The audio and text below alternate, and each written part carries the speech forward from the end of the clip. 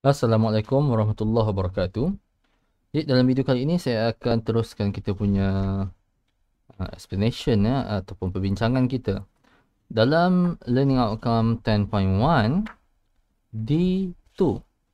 So 10.1 D2 dia kata discuss graph of displacement distance.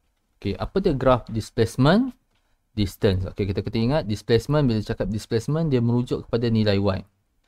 Displacement of the particle yang vibrate dengan simple harmonic motion from the equilibrium position against distance x. Okay, distance x ni apa? Adalah jarak partikel-partikel yang ada pada wave itu daripada origin. Jadi dalam satu wave tu dia ada banyak partikel. Ada partikel yang kita letak pada origin, ada partikel yang kita letak jauh daripada origin. Itu distance x. Manakala displacement y ni adalah vibration of the particle.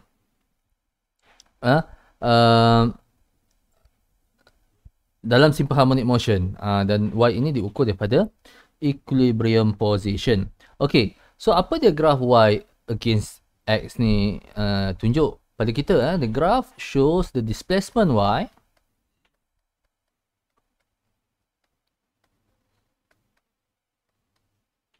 of a particle as a function of distance x.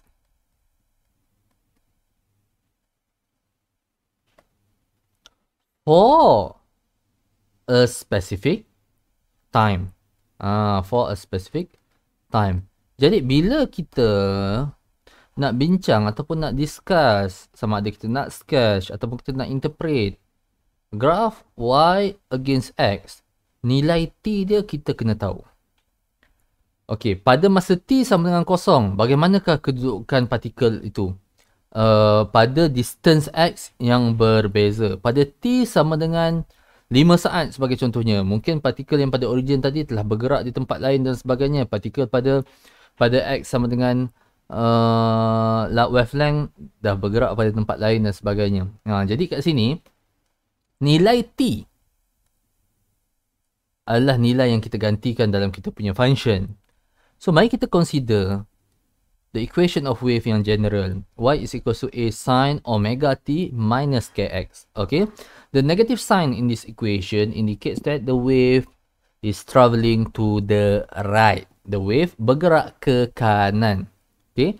Bagaimanakah bentuk graph y versus x pada masa t is equals to 0? Jika kita gantikan t is equals to 0 dalam kita punya function, kita akan dapat y is equals to a sin omega times t. Omega times 0 is 0. So yang ada adalah a sin negative kx. Okay, so negative angle ni, negatif ni kita boleh keluarkan lah. Okay, jadi function yang kita nak sketch dekat sini adalah y is equals to negative a sin kx. So itulah dia function y in terms of x at specific time t. Pada masa time t sama dengan kosong ataupun 0. Jadi macam mana bentuk graf y is equal to negative a sin kx. So mari kita cuba sketchkan function ini. So yang pertama sekali, jangan terburu-buru kita tengok, oh ini graph sign. Sebenarnya ini bukannya graph positive sign. Jika kita lihat, ini adalah graph negative sign.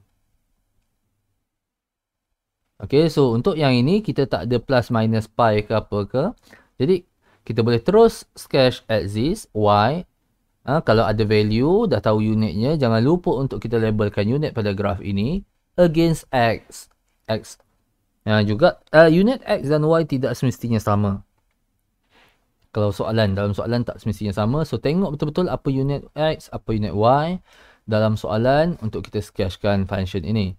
Okay, so kita tahu graph positive sign dia daripada kosong naik ke arah positif, turun bawah negatif. Ini graph positive sign.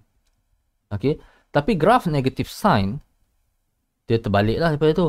Dia daripada kosong turun ke negatif. naik atas, turun kosong balik. Okay. Dan graf ni sebenarnya boleh kita lukiskan lebih pun tak apa. Okay, sengaja saya lukiskan lebih. Okay. Sebab saya cakap, tak semestinya kita nak kena lukis satu complete oscillation. Kadang-kala bila kita sketch graph, kadang-kala soalan akan bagi kita range. Okay, sebagai contohnya, let's say soalan kata the range of X itu daripada nilai kosong sehinggalah X sama dengan 3/2 wavelength. 3/2 wavelength adalah satu wavelength. Okay, kita ingat, pada X komponen dalam graf Y versus X, kita boleh label nilai wavelength. Nilai wavelength tu adalah, kalau dalam bentuk graf ni, macam satu complete oscillation lah. Okay, so itu dia nilai wavelength. Separuh daripada itu, wavelength over 2. So, panjang gelombang. Saya dah bincangkan panjang gelombang daripada mana ke mana. Daripada point origin kepada patah balik kat sini. Itu panjang gelombang. Okay, so separuh daripada itu 1.5 lah. Okay, so 1.5 wavelength ataupun 3/2 wavelength.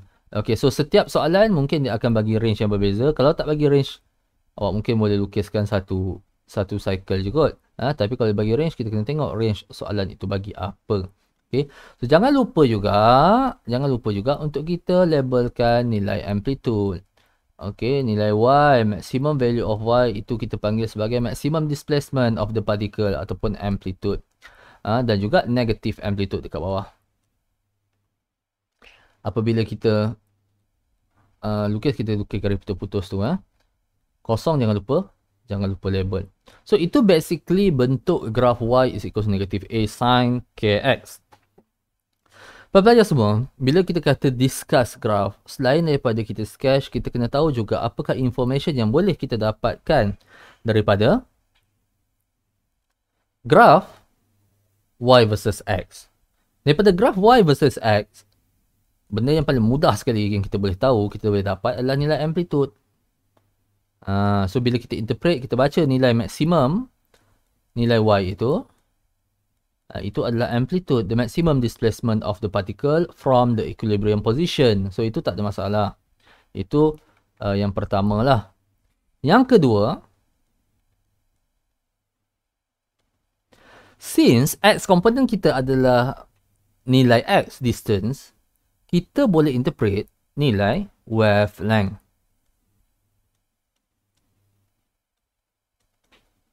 Okay, nilai wavelength ni kalau kita tengok daripada graf ni, dia seolah-olah macam dah satu complete oscillation ni.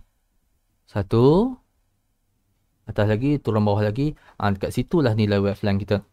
Okay, nilai wavelength. So, itu dua nilai yang automatically, directly kita boleh baca daripada graf.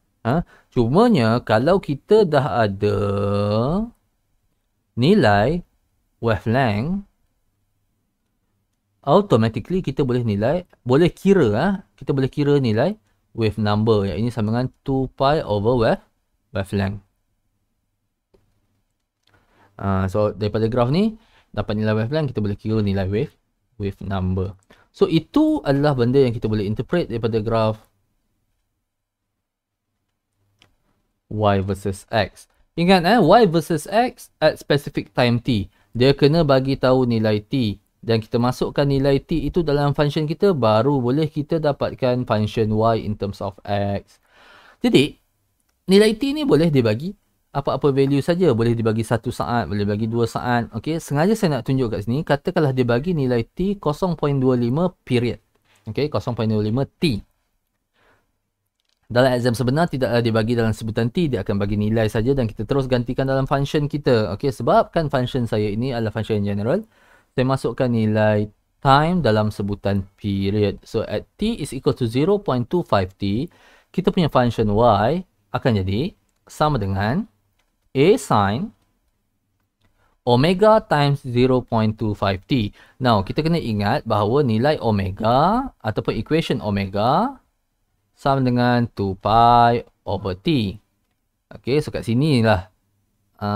Biasanya dalam soalan kita tak kena pun buat benda ni, tapi ni kita buat lah.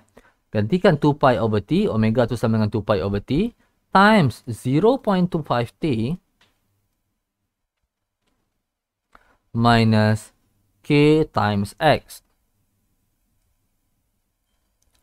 Jadi sini kita boleh nampak kita boleh potong period.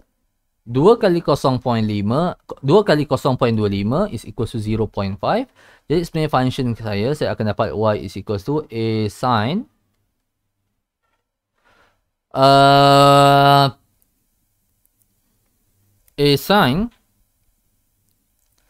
pi over 2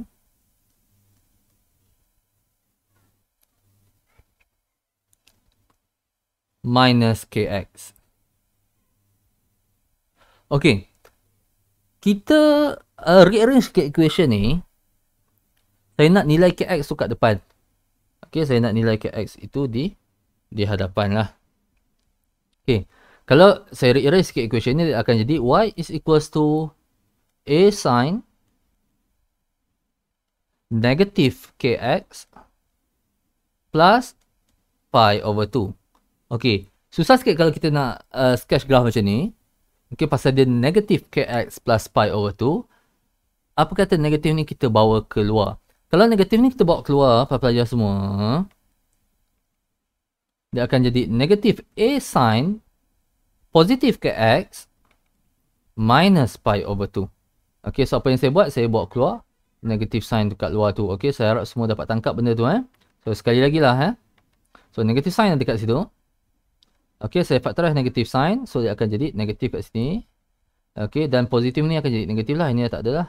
Positif ni jadi negatif. Okay. So, dalam bentuk ini mudah untuk kita sketchkan. Okay, kenapa saya cakap mudah untuk kita sketchkan? Kita tengok.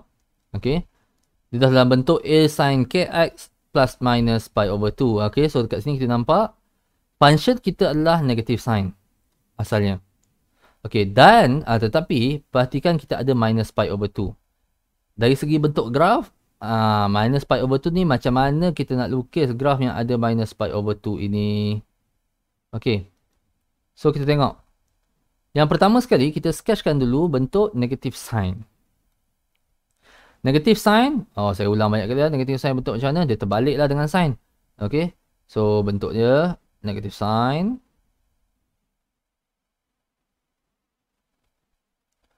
Minus pi over 2 dekat sini. Ini kita nak sketch graph. Jadi minus pi over 2 maksudnya kita kena shift kita punya axis ke belakang sebanyak minus pi over 2. Sebanyak pi over 2. Pi over 2 ni adalah suku daripada complete oscillation ni. Okay, so kalau saya lukiskan axis yang baru.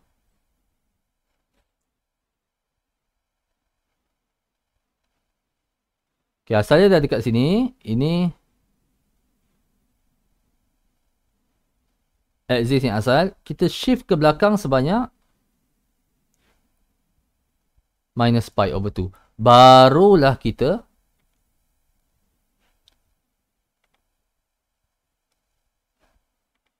lukiskan bentuknya. Okay. Suku saja. Pasal apa suku saja? Pasal pi over 2 suku. Kita gerakkan axis kita ke belakang sebanyak minus pi over 2. Itu kaedah kita sketch graph ini. Jadi axis yang tadi ni dah boleh padam lah. So itu bentuk graph kita. Jadi pada semua kita boleh lah labelkan axis y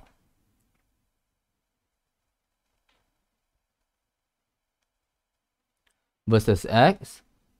Okay, kosong jangan lupa jangan lupa label. Amplitude dan juga negative amplitude jangan lupa label. Letakkan garis putus-putus pada graf itu. Okey. Cuma pada nilai x kita kena ingat kita nak labelkan nilai wavelength. Nilai wavelength daripada peak to peak. Okey, daripada amplitude turun bawah. Okey, ini peak to trough belum lagi. Okey, peak to peak. Okey. Peak to peak ataupun crest to crest. Naik atas. Kat sinilah dia.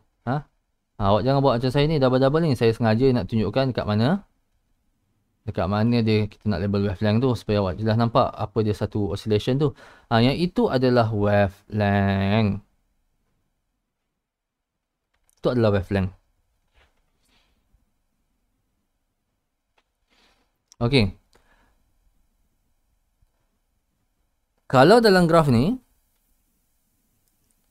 saya nak sketch tamat satu wavelength ni lah. Okey. Kalau nak tambah separuh lagi wavelength, kita tambah separuh lagi sampai ke bawah sikit. Itu sampai 3 per... Kalau saya tambah separuh lagi wavelength, setengah lagi wavelength macam ni lah. Jadi ini kita boleh labelkan sebagai 3/2 wavelength. Nilai ini. Okey. Ini sekiranya range graf itu adalah daripada X antara 0 dan juga 3/2 wavelength. Okey. Nilai yang ini bergantung pada soalan. Soalan nak kita sketch graf tu sampai mana. Kalau soalan kata sampai wavelength sajalah bentuk graf tu. Kalau soalan kata 3/2 wavelength, sampailah 3/2 wavelength.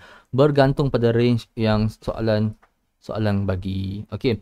So, saya tunjukkan pokoknya di sini apabila kita nak sketch graf Y versus X, kita kena masukkan dulu nilai T tu. Dah ganti nilai T, baru kita dapat satu function Y versus X.